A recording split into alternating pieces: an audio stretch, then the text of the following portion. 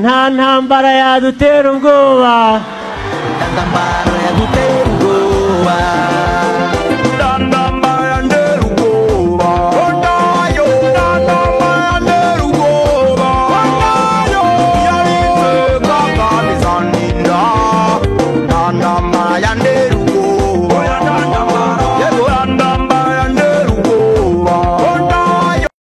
nta ntambara yadutera ubwoba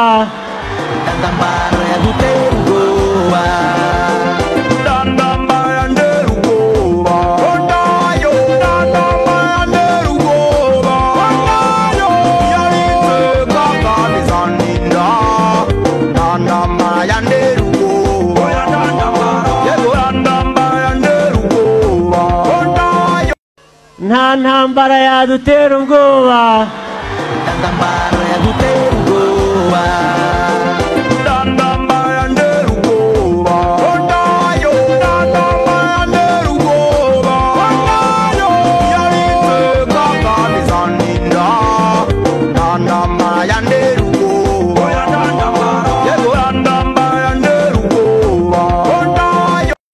nta ntambara yadutera ubwoba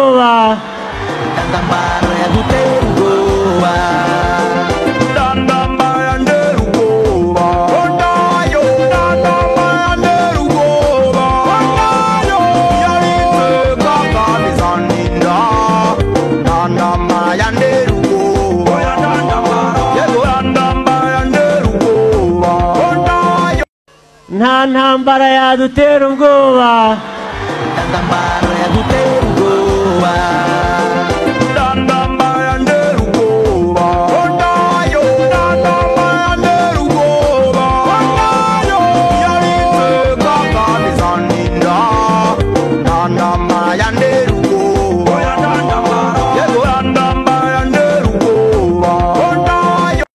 nta ntambara yadutera ubwoba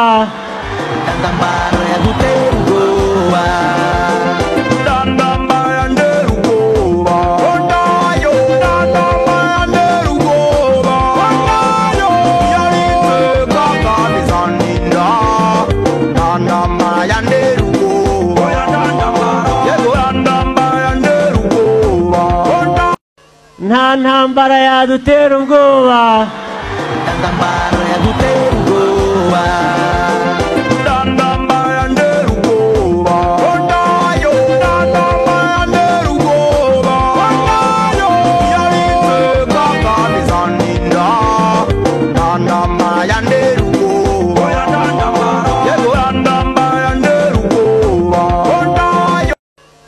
nta ntambara yadutera ubwoba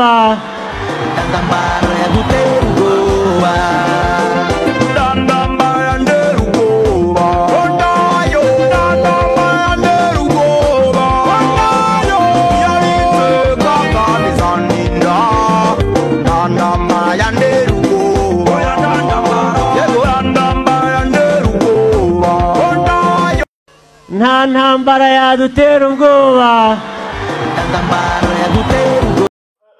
reka mbabwire urubyiruko rw'u Rwanda intagamburizo ntihazagire umuntu n'umwe uzagukanga ku nyungu z'igihugu cyawe kubera ko ikintu abakoroni bakoze barabanje badukamuramo ubunyarwanda rero ubwo turema indangagaciro z'ubunyarwanda muri twe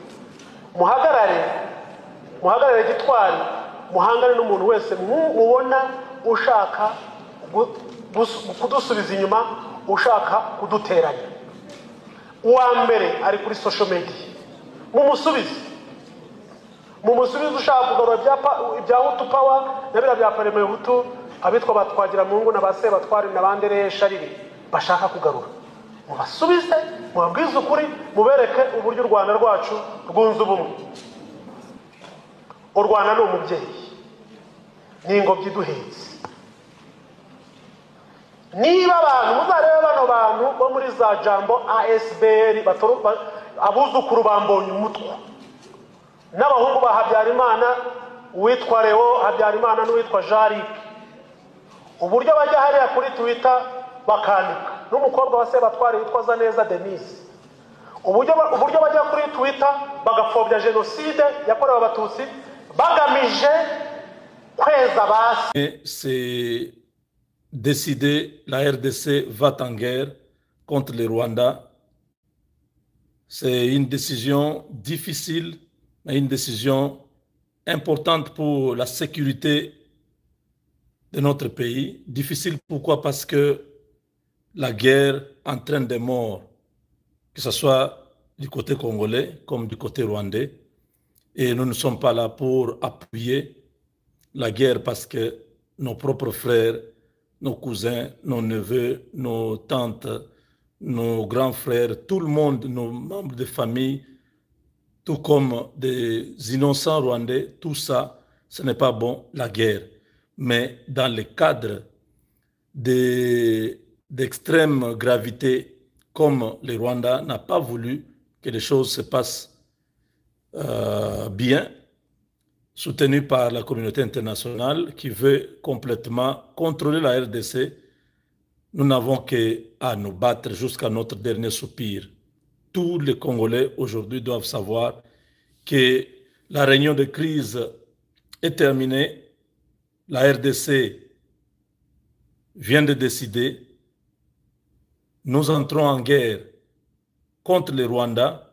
Le chef d'état-major général a été clairement instruit de tout ce qu'il faut, tous les besoins en armement, en matériel militaire, les drones kamikazes, tous les avions de guerre, les hélicoptères, tout ce qu'il faut que la RDC ait.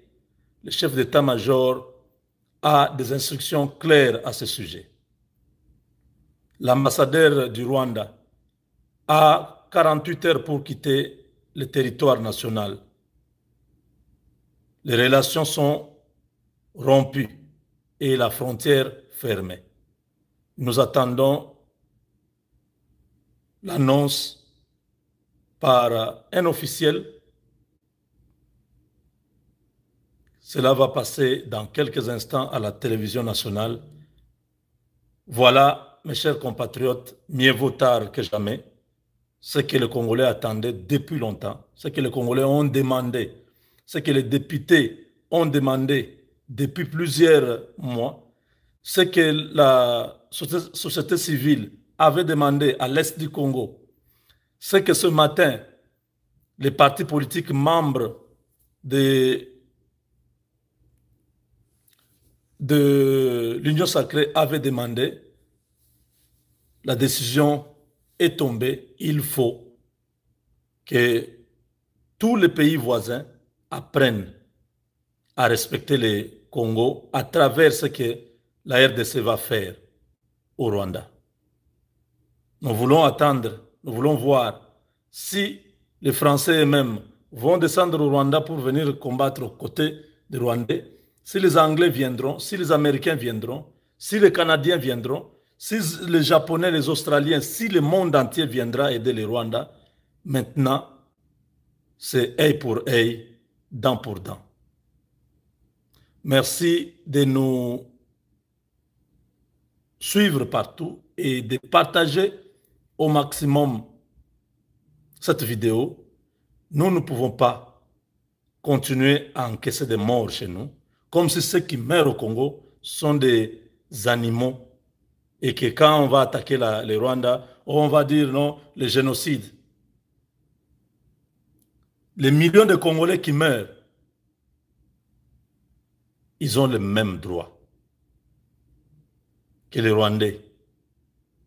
Donc, cette décision, je pense que le Congo sera un territoire sinistré où toute la population aura le droit de se défendre. Je pense que c'est le moment que tous les Maïmaï qui se sont battus pendant toutes ces années pour protéger le territoire national, que tous ces Maïmaï rejoignent le camp de la patrie pour défendre aux côtés de FARDC la souveraineté de notre pays. Que tous les Congolais prennent conscience. Les inconscients, je vous prie.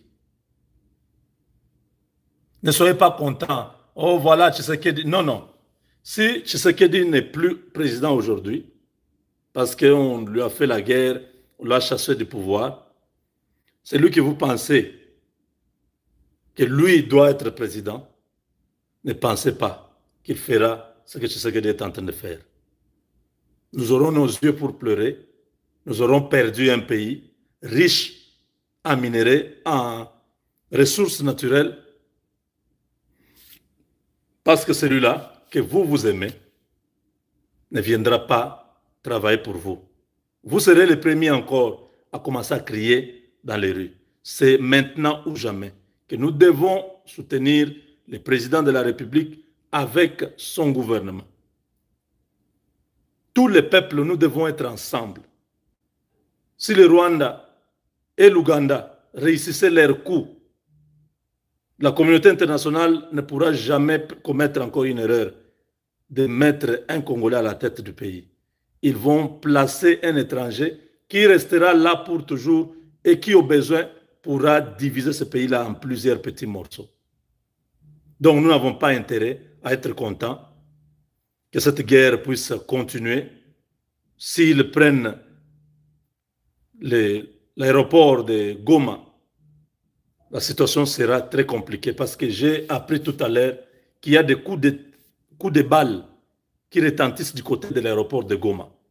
C'est déjà la nuit à Goma. Nous ne savons pas la situation, mais nous prions. Dieu va nous donner la victoire. Nous allons gagner cette bataille. Nous allons gagner cette guerre. Avec Dieu, nous vaincrons.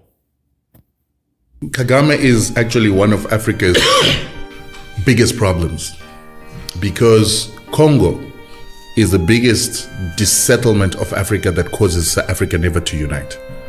And Kagame is the reason why we've got the Congolese struggle. The DRC, my basic understanding is that it's the wealthiest country in Africa, on the continent from a mineral perspective. In the world, yeah. It's the wealthiest country in the world from a natural resources perspective. 100%. And you're saying Paul Kagame has a part to play in that? Yeah, people don't understand that we always hear about the Rwandan genocide. The Rwandan genocide was started by Paul Kagame.